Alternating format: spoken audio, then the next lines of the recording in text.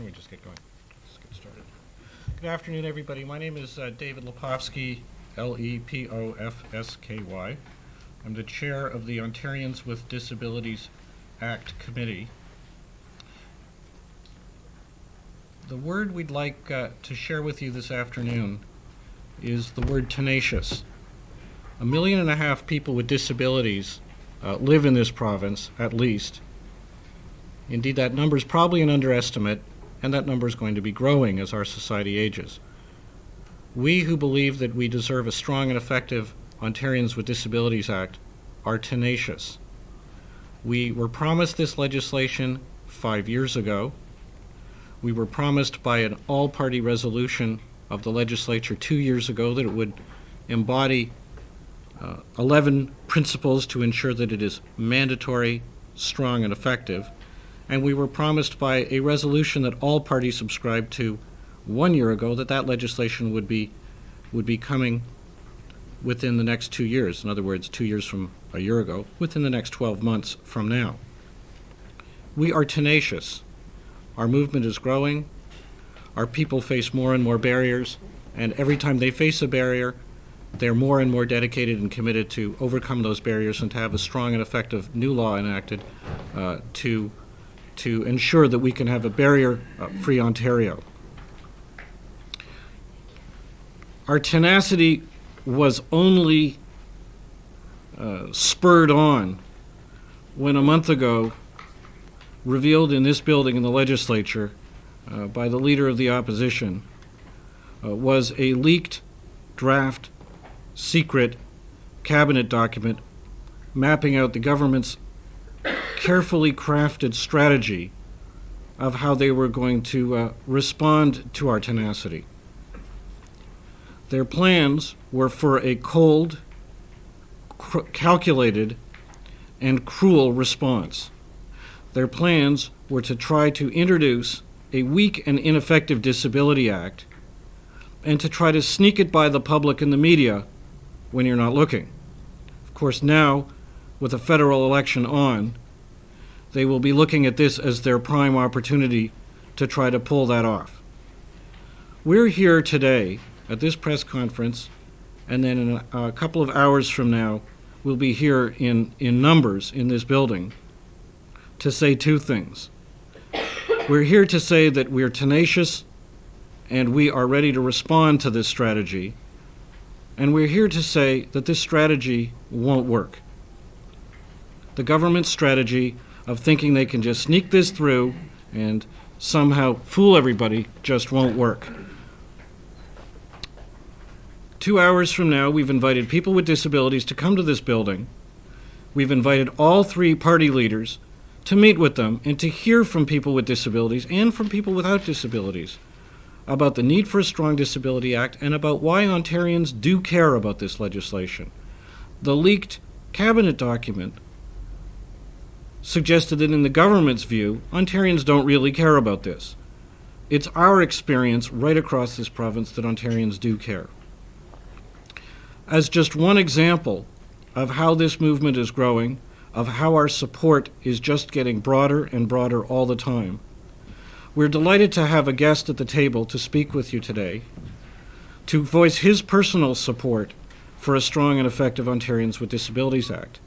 Beside me is Jeff Adams, a person with a disability himself, and a hero in Canada as a gold medalist at the Paralympics representing our country. 4 years ago, he received a gold medal in the 800-meter track event. This past month, he doubled that by receiving 2 gold medals in the 800 and 1500-meter track event. Jeff's in a position to tell you from his own experience why he supports a strong Ontarians with Disabilities Act and why this legislation will be good for Ontarians with disabilities, good for Ontarians without disabilities, and good for business. Let me turn it over to Jeff. Thanks, David. I'd like to talk to you about a couple things today. The first is why I would personally want to support a strong and effective ODA.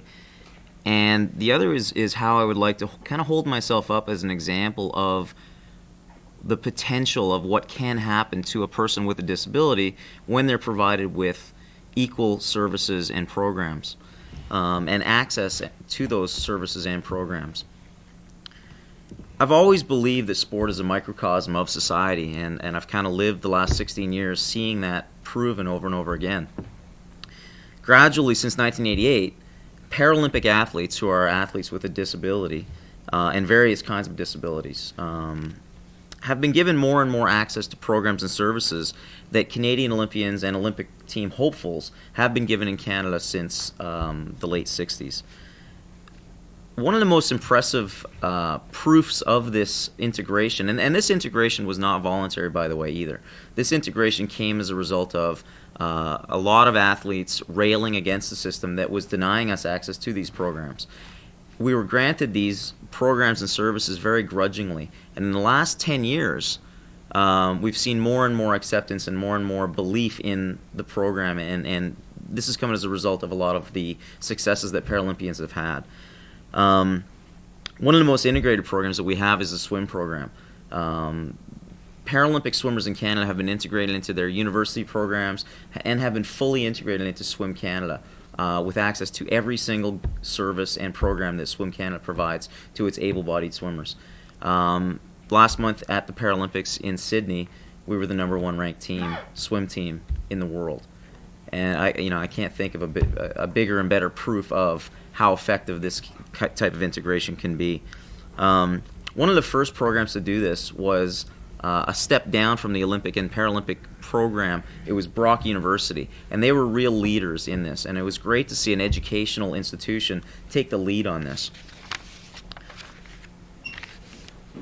I've been watching the segue from sport to society for most of my life. I've been traveling the world and I've been competing in sport, and I've seen the societies that support Paralympic and able-bodied sport, because I get to compete on both sides of the barrier. I compete at the able-bodied Olympics. I also compete at the Paralympics. I compete in the demonstration events at the able-bodied World Championships. I compete at the International Paralympic Committee's World Championships. So I have a really good taste of kind of both ends of the spectrum. And it's amazing to see what strong and effective legislation can do. I mean, we went to Sydney, where they've got good, strong legislation, mandatory access, and the stadium was accessible, and we saw more disabled people coming out to view not only the Paralympics, but the Olympics as well. The Olympics opened themselves up to a bigger target market than in any other city because they had mandatory access, and people with disabilities could take part in the Olympics and could go out and purchase the souvenirs and take part in the viewing of the contests. I've seen it work in the U.S. and I've seen it work in Australia, and I know that it's good business. I'd like to throw a couple terms at you right now from the Wall Street Journal from December 15th of 1999. They coined a term called handy capitalism, and they quote numbers like 17% of the U.S. population who live with a disability of some kind, a discretionary income of $1.75 billion, $175 billion. Now, if the 10% rule proves, which it usually does in Canada, we're talking about $17.5 billion in discretionary income. That's a huge target market. And I guess I've been giving you a lot of the reasons why I'm up here and a lot of the answers as to why I'm up here. I'd like to ask a question. I'm in the process right now. I'm getting to the end of my athletic career, and I'm looking to make the transition to business. And as a business person in Ontario, I can't ignore this target market. It wouldn't make good business sense. How can a government that is supposed to be all about good business and improving and growing Ontario, how can they ignore this target market? It doesn't make good business sense. Thank you very much. Thanks very much, Jeff. Jeff is an example of an individual who is accomplished and who wants to move things forward for all of us. We have people right across Ontario who are doing the same thing. The Ontarians with Disabilities Act Committee is a voluntary, non-profit, non-partisan coalition. We'll work with any party and any government that's ready to work with us. We've organized in 21 regions of this province folks who are talking to their local MPPs, or trying to, who are talking to their local municipal councils and have gotten over 20 of them to pass resolutions supporting the legislation we seek, who are talking to the public in their local communities and who are talking to their local media. They are all braced and ready. And many will be here today to come together not only to show support for the legislation we seek, but as well to share with each other ideas of what they're going to do if Premier Harris tries to forge ahead with his strategy of trying to sneak by a weak and ineffective law through the legislation. We're going to be calling for public hearings, a strong bill, and a fair opportunity to be heard.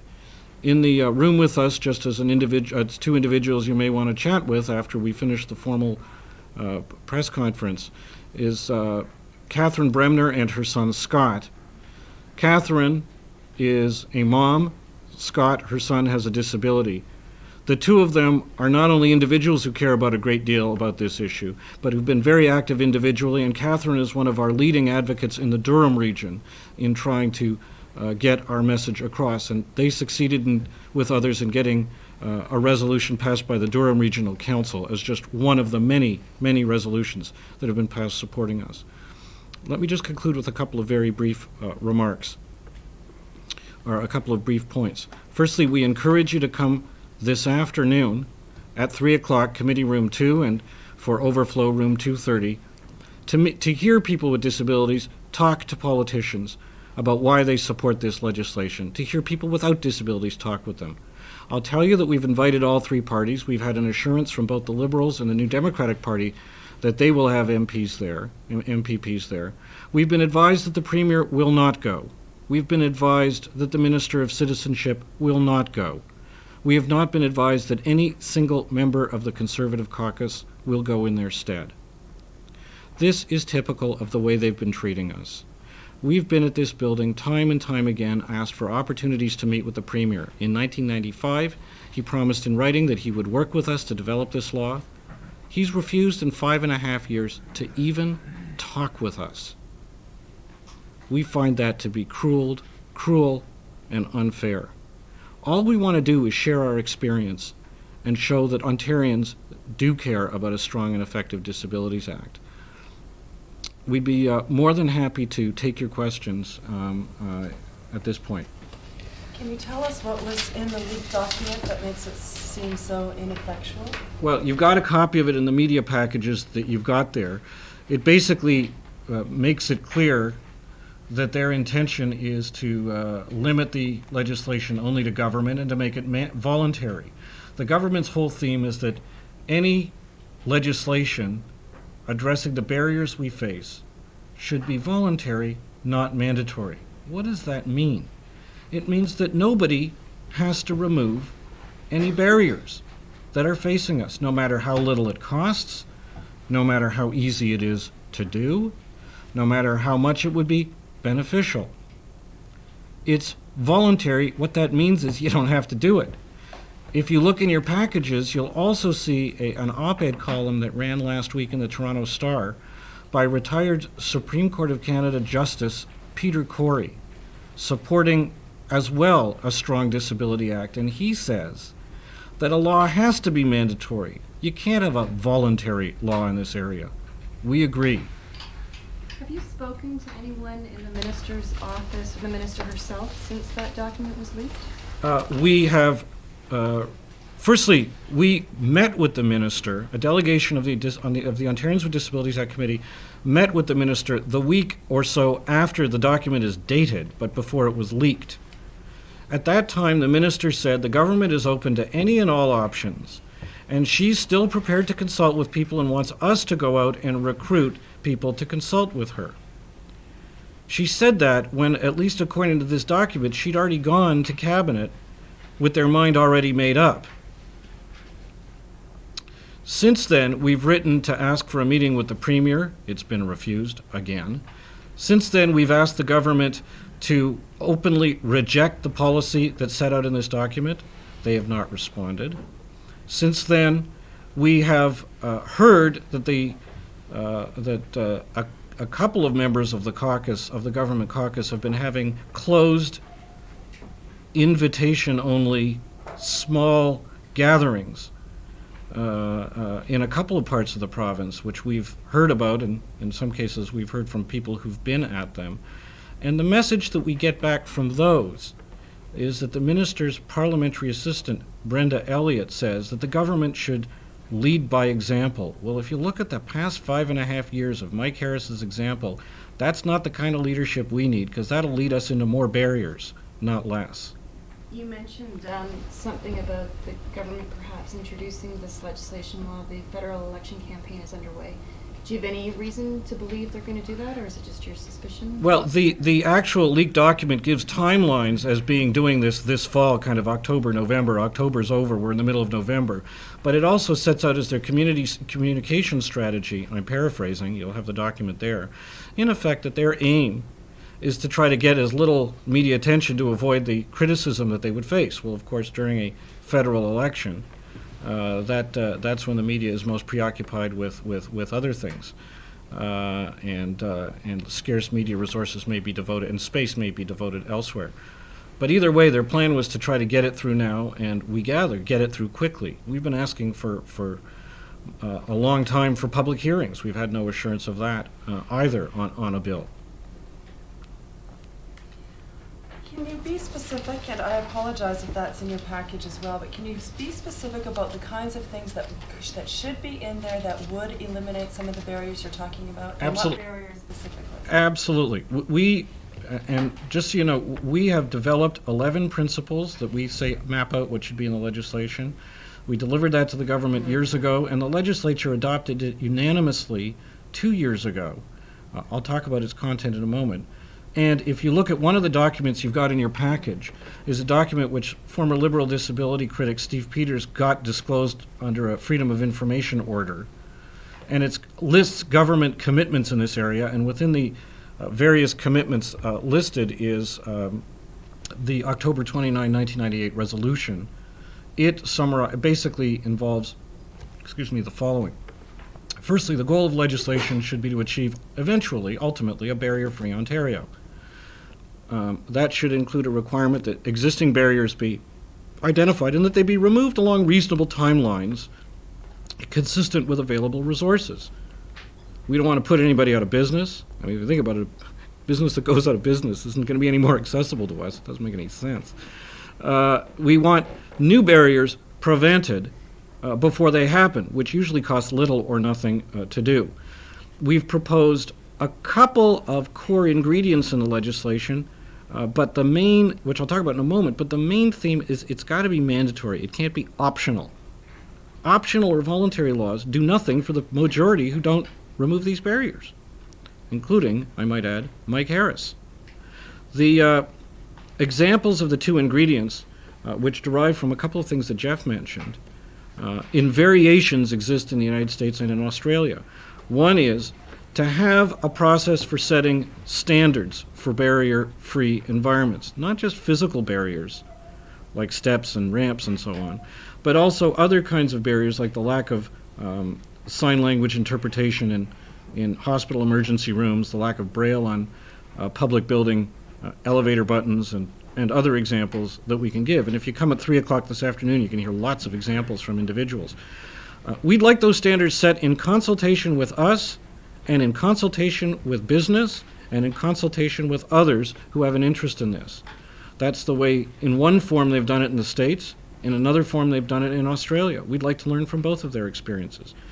We'd also like to have a law that includes a process for major organizations, major hospitals and school boards and so on, to develop barrier-free plans where they're going to identify the barriers they have and develop strategies themselves for how to tackle this problem, consistent with their own resources and available needs, and to do it in as fair, reasonable, and practical way as possible. Those are just a couple of the core ideas. We've also, by the way, and it's not in your packages, but it's available on our website, developed a blueprint for this legislation that elaborates on those 11 principles, and we delivered that to the government and to the other parties in this very room 2.5 years ago. Unfortunately, the government refused to show up, even to receive it. Jeff, how is this playing into Toronto's bid to get the Olympics? Is anyone whole big committee pushing for this, or? Well, we've had, when we first started the bid, we had a subcommittee that dealt with accessibility that reported to the legacy committee that reported to the executive. So in the last year, that subcommittee has been raised in importance to become one of the 5 core principles of the bid. So accessibility has really taken a forefront in the bid process, and that accessibility committee has become a full committee that I chair that reports directly to the executive. We've had a number of opportunities to consult with business in Toronto. Tourism Toronto has really taken a partnership role with us. They've appointed Kathy Smart to be the Director of Business Innovation, and her major primary reason for raison d'etre for being in that position is to prove a business model that will examine whether or not access is an effective business tool. So that's been a huge step that the bid has facilitated and has helped to move forward. And I think coming back from Paralympics in Sydney, the Paralympics in Sydney was the first time ever that a Paralympics has been profitable, which is going to go a long way to proving a business model. So yeah, we're looking to really make this a very important factor in the bid.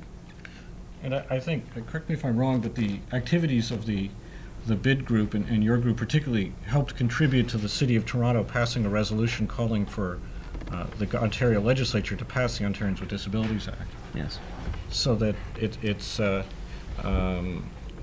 helped support us in that way too. The other interesting, on the same note, the other interesting thing that's happening is with Athens. There was an agreement recently signed between the International Paralympic Committee and the International Olympic Committee stating that any city that bids for the Games has to bid for the Paralympics as well. And Athens is in a position right now where they have not signed off on Paralympics. And there is a possibility, remote as it may be, that their putting the Games on may hinge on their signing off on Paralympics. Just two other really quick points that I thought might be of assistance. In the chronology that we've given you for this long, arduous process to which we're committed and to which our tenacity only builds, we've had. I mentioned earlier about consulting with the government. The government promised in the 1999 election that they knew they blew it, in effect, when they brought in a 3-page do-nothing bill 2 years ago, and that they wanted to consult to learn how to do it right. We are providing, at no cost to the government, an opportunity for them to do that here and now today, that the Premier or the Minister won't even come in and meet with us, we think flies in the face of that promise, yet another promise they've broken to us. Every time Premier Harris looks into a TV camera and says, "I keep all my promises, I do what I said I would do," to a person with a disability, it's like he reached through the TV set and slapped you in the face. He's saying, "You don't matter. You don't count. Promises to you, I can keep my promises because you mustn't be a real person. I only keep my promises to real people." And it hurts. It really hurts. But that hurt only makes people more dedicated than ever. And I do encourage you to come and hear about that. Also, just a last point, in terms of the issue of cost, and it's an important consideration, you should be aware of the cost to Ontario of the Harris government's 5.5 years of not doing this. The Harris government takes our tax dollars, goes out there and runs around the province announcing, and I guess sometimes re-announcing, capital projects that they're going to invest our tax dollars in.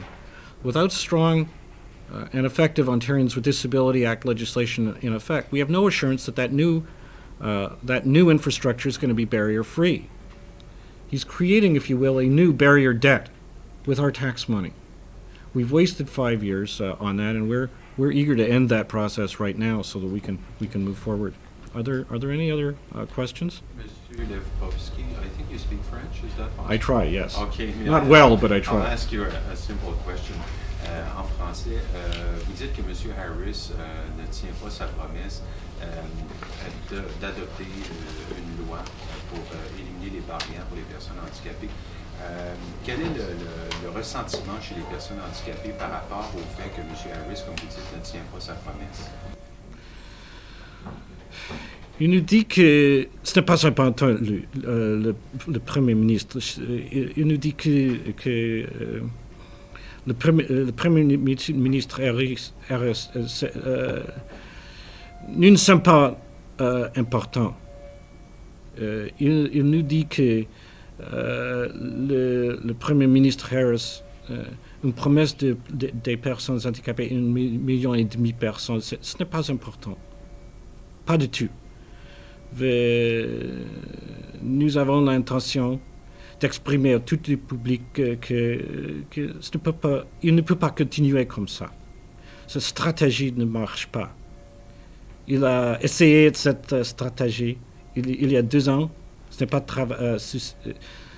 pas marché. Et cette année, nous sommes certains que ça ne marche pas du tout. I hear the bells gonging, which I gather means you folks have to be elsewhere. Thank you very much for coming. We're here, and Ms. Bremner and her son are here. Scott's here if you want to chat with them individually. And we'll be in Committee Room 2, and if overflow, Room 230 at 3 o'clock and following. We understand there will be opposition MPPs there. We have not got any assurance. In fact, we've heard all we've heard from the Tories is that they're not coming. But you'll see if they change their mind in light of the events this afternoon. Thank you all very much.